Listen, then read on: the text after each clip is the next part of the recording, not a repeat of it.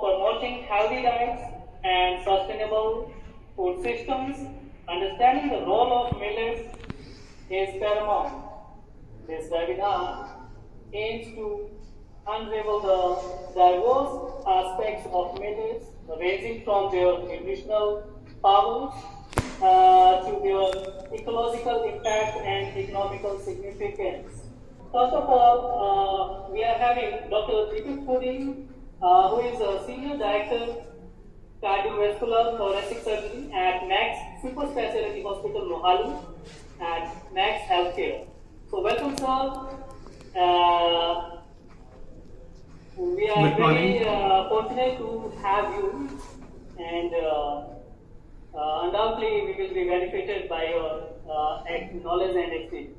Today I would be discussing with you the role of millets in the management of cardiovascular diseases. So as everybody knows, every year around 58 million deaths occur across the globe, and out of these 30% deaths they occur because of cardiovascular diseases, and the maximum number of cardiovascular patients, they are residing in India. So it is a matter of concern for us to manage these patients, because just by doing the surgeries and stenting we cannot manage the coronary artery disease. The entire burden of coronary artery disease has to be managed with other measures like preventive measures, which includes primordial prevention, primary prevention, early diagnosis, appropriate interventions, later on good rehabilitation, and we have to continue the preventive measures even after the interventions.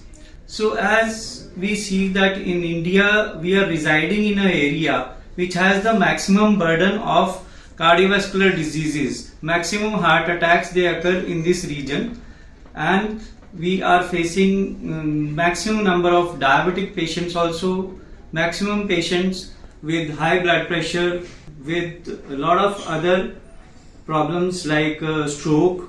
And the unfortunate thing is that in India these cardiovascular problems, they occur at a much younger age compared to the Western population. So when we consider the risk factor for these cardiovascular diseases and even other lifestyle diseases like cancers, diabetes, hypertension, even stress, there are common risk factors which include tobacco use, alcohol abuse, then high cholesterol levels, high blood pressure, physical inactivity, obesity, and diet has a very important role in reducing the risk factors, and even in prevention, diet has a major role. So as we know that heart attacks, they are the major cause of disability, death and morbidity in the young population. And after COVID, even the young population, they are having sudden fatal heart attacks, which is scary for our population. And as we grow older, the atherosclerosis process builds up in our arteries, and this is partly because of the non-modifiable high hereditary risk factor in the Indian population, and partly because of the faulty lifestyle, mainly faulty diet and lack of physical activity. So this can cause heart attacks when it blocks the arteries to the heart, and it can also cause stroke when it blocks the arteries supplying blood to the brain. So despite all these things, another scary thing that is happening in our population is the diabetes mellitus at a very young age. So we have seen many youngsters who are suffering from diabetes in their mid-20s, in their early 30s, because nowadays obesity is considered to be the second biggest cause of death across the globe. And in India also obesity is occurring even in young population. There are two types of basic obesities. One is apple shaped, one is pear shaped. And apple shaped is more dangerous because it increases the risk of cardiovascular disease as well as cancers, and it occurs predominantly in the abdomen. So if there is excess fat in the abdomen, it is known as apple shaped, whereas in the females the pear shaped is more common, where the fat is localized to the buttocks and the thighs. So To control all these things, various guidelines in the dietetics, they have been revised from time to time, and every couple of years we have some new guidelines which can be used to prevent the spread of cardiovascular diseases. And these include the limiting the intake of high calorie diet and junk food, cold drinks, and to reduce the intake of salt and sugar to less than 5 gram per day, and to decrease the intake of alcohol for females just 1 drink a day, and for males 2 drinks a day. And the recommendation is that we should take at least 5 to 6 servings of fruits and vegetables every day, and take a very little quantity of fat, should not exceed more than 2 teaspoonful or 10 ml per day in the daily intake used for cooking and every meal that we eat. But despite all these things, still many people, they are not able to control their blood sugars, they are not able to control their cholesterol levels, which is responsible for the increase in the prevalence of diabetes mellitus as well as cardiovascular diseases. So what else we can do to control all these things?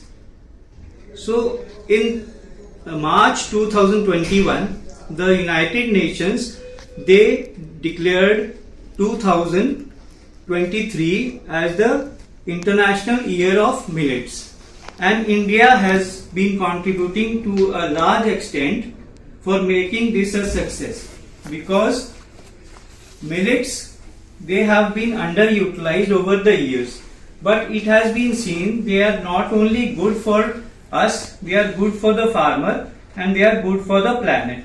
So in the next few slides, I will just briefly elaborate on these aspects. So why we want to use millets? Millets are the crops which can be grown even in drought condition, and with very little use of water, very little need of fertilizers. It can be grown across the globe, and India is producing around 80% of the millets from Asia and 20% of the millets grown across the globe. And India has been the largest contributor of millets. It has been seen that millets, they have a lot of nutritional and medicinal benefits. So what are these benefits? Millets have been used to reduce the blood sugar, and they produce hypoglycemic effect, and also they stabilize the sugar level. The HbA1c levels have been seen to drop by the use of regular millets, and the effect is seen within 3 weeks up to 3 months. So we can also reduce the prevalence of cardiovascular disease by constant use of millets, and this can not only prevent heart disease, it can lower the serum cholesterol levels, lower the triglyceride levels, and also increases the energy production in the body, and overall health improves, and it also reduces the prevalence of cancer. We have seen that in India we are producing around 215 lakh ton of millets every year, and it is much more than anywhere else across the globe. And it has been seen that millets have been used in the Indus civilization since 3000 BC, and also the ancient food grains. The first plant domesticated for food was the millets. In India, we are living in an area which has been producing the bulk of the millets across the globe, and we have been using mainly as fodder also, because over the years the other grains like wheat and rice, they have become more popular. However, the medicinal efficacy of millets is much more compared to wheat and rice, and it has been seen that the millets are more used in rural areas, and they have been grown in other countries in Asia and Africa, and because it can be grown even in the drought conditions, very little effort on the part of the farmers to grow millets. So now we will discuss the nutraceutical benefits of millets.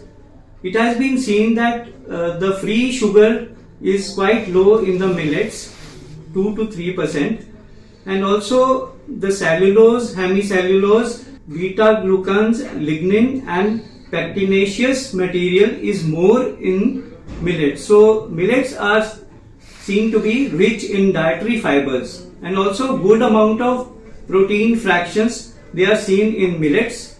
The fat content is quite low, 1%, and millets are rich source of vitamin E, B complex, as well as other minerals like calcium, phosphorus, magnesium, potassium, sodium, magnesium, zinc, copper and iron. Some phytates and tannins, they decrease the bioavailability of the nutritious material present in the millets, and also there are bioactive compounds which are protective against degenerative diseases which are found in the millets.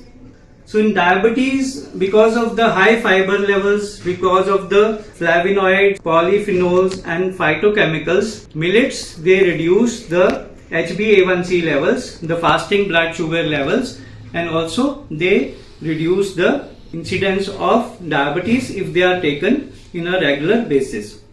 Millets, they are also rich in antioxidants, and the antioxidants, they are known to decrease cancer as well as cardiovascular diseases, and they reduce the aging. And also it has been seen that they have phenolic acids and which have antimicrobial properties, and also the phenolic acids identified are diazine, gallin, comeric, syringic and vanillic acids. Millets are a way forward to tackle the health issues because they can not only reduce diabetes, they can reduce the cardiovascular disease. It has been seen that millets can reduce the LDL levels by almost 10%, they can reduce the triglyceride levels by 10%, and they can also reduce the incidence of cancers. They have anti-inflammatory properties, and also they have anti-aging properties. They can also reduce the risk of microbial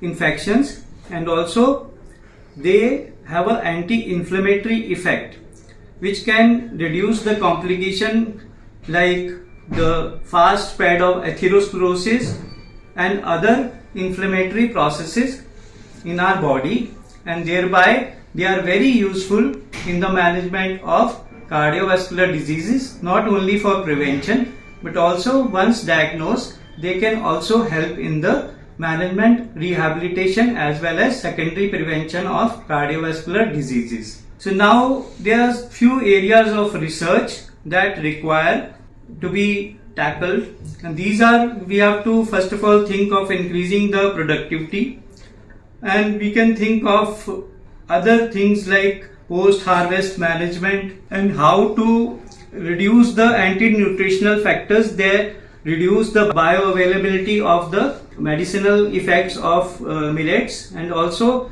we have to think of ways in which they can be fortified, and also the nutraceutical extraction and utilization can be used in a more efficient way in the future. So with that, I come to the end of my talk, and I would like to also share with you that for the management of lifestyle diseases, we have to adopt integrated approach for the comprehensive management right from the early age, from the childhood itself, and we have to continue it throughout our life till the very last day. Only then we will be able to tackle the rising menace of cardiovascular diseases. And in this management, not only the doctors, nurses and other paramedical staff, they need to put effort. There is a major role of the dietitians, and the future of medicine lies in our diet. So I would like to motivate all the dietitians to come forward, and they should act as a team and take our effort forward to control this huge burden of cardiovascular disease, diabetes, hypertension, and other lifestyle diseases and make our lifespan and life healthier. Thank you so much.